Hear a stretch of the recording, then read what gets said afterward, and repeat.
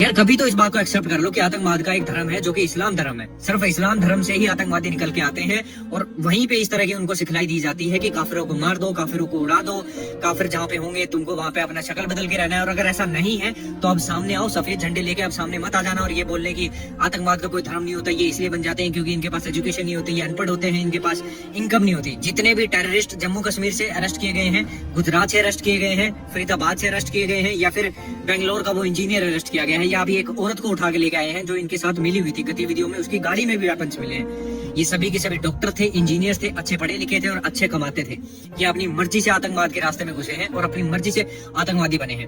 अब सामने आने का एकदम सही वक्त है। अब आवाज उठाओ और बोलो कि इनको और इनके पूरे परिवार को इस तरह की सजा दी जाए कि आने वाले टाइम में कोई आतंकवादी बनने के लिए सोचे भी तो उसके पैर कांप जाएं। लेकिन अब कोई सामने नहीं आएगा। अब इनका सबका भाईचारा खत्म हो जाएगा। बस एक दूसरे के ऊपर ब्लेम करना आता है कि ये मोदी ने किया होगा ताकि दिल्ली का प्रोटेस्ट दबाया जा सके, मोदी ने किया होगा ताकि बिहार का इलेक्शन जीता जा सके। कांग्रेस के राज में 30 से 40 से भी ज्यादा बम ब्लास्ट हुए थे हिंदुस्तान में, तब कोई नहीं बोला था, तब किसी ने अपनी कुर्सी नहीं छोड़ी थी। डेमोक्रेसी की जो ये संविधान की किताब ऐसे हाथ में उठा के घूमते हैं ना, इनकी धज्जियां उड़ा दी गई थी। एक भी आर्टिकल को अच्छे तरह से फॉलो नहीं किया जाता था। तब कहाँ थे लोग? तब सिर्फ सोशल मीडिया नहीं था, इसलिए आप लोगों तक न्यूज नहीं पहुंचती थी। लेकिन आंखें खोल के देखिए, फरीदाबाद में 350 से ज्यादा का जो एक्सप्लोजिव मिला है, अगर वो धीरेन्द्र शास्त्री जी की जो ये सनातन धर्म की जो यात्रा निकल रही है, पद यात्रा, ये फरीदाबाद से ही निकली थी। जरा सोच के देखिए, अगर वो उस दिन वहां पे ब्लास्ट हो जाता तो एक सीधा सीधा टारगेट और एक सीधा सीधा एनकाउंटर था हिंदू और मुस्लिम्स का। फिर क्या बीजेपी को फायदा नहीं होता? फिर तो बीजेपी सबसे ज्यादा वोट ले जाती। अब की बार तो फिर तो 400 से पार सीटें हो जाती है हमारी। मुर्शिदाबाद में, वेस्ट बंगाल में 150 से भी ज्यादा बम मिले हैं।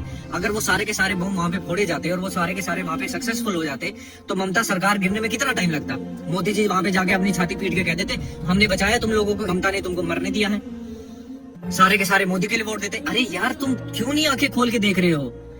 गुजरात में जो बायो वेपन्स रेडी हो रहे थे, जो वहां पे एक केमिकल बनाया जा रहा था राइजन नाम का, वो एक साइनाइड जहर होता है जो इंसान को 10 से 12 सेकंड में एकदम जड़ से खत्म कर सकता है। हवा में मिल सकता था, वो किसी की पानी की टंकी में मिल सकता था।